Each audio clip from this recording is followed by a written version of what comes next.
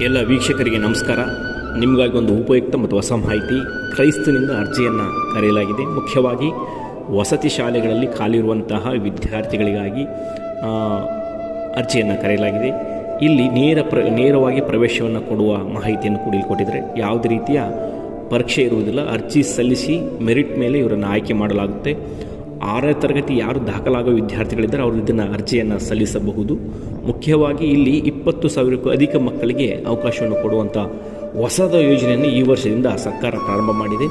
ಅರ್ಜಿ ಸಲ್ಲಿಸಲು ಯಾವೆಲ್ಲ ಅರ್ಹತೆಗಳು ಇರಬೇಕು ಎಂಬ ಮಾಹಿತಿಯನ್ನು ಕೂಡ ಇಲ್ಲಿ ಹಂಚಿಕೊಂಡಿದ್ದಾರೆ.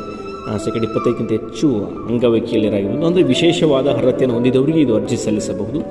ಅದು ಯಾವೆಲ್ಲ ವಸತಿ ಶಾಲೆಗಳಲ್ಲಿಗೆ ಅರ್ಜಿ ಸಲ್ಲಿಸಬಹುದು ಅಂತಂದರೆ ಮೊರಾರ್ಜಿ ದೇಸಾಯಿ ಇರ್ಬೋದು, ಕಿತ್ತೂರು ರಾಣಿ ಚೆನ್ನಮ್ಮ, ಏಕಲವ್ಯ ಮಾದರಿ ಇರ್ಬೋದು, ಅಟಲ್ ಬಿಹಾರಿ ವಾಜಪೇಯಿ ಇರ್ಬೋದು, ಡಾಕ್ಟರ್ BR ಅಂಬೇಡ್ಕರ್, ಇಂದಿರಾ ಗಾಂಧಿ, ನಾರಾಯಣ ಗುರು, ಮಾಸ್ತಿ ವೆಂಕಟೇಶ್ ಅಯ್ಯಂಗಾರ್ ಹಾಗೂ ಇತರೆ ವಸತಿ ಶಾಲೆಗಳಿಗೆ ಅರ್ಜಿಯನ್ನು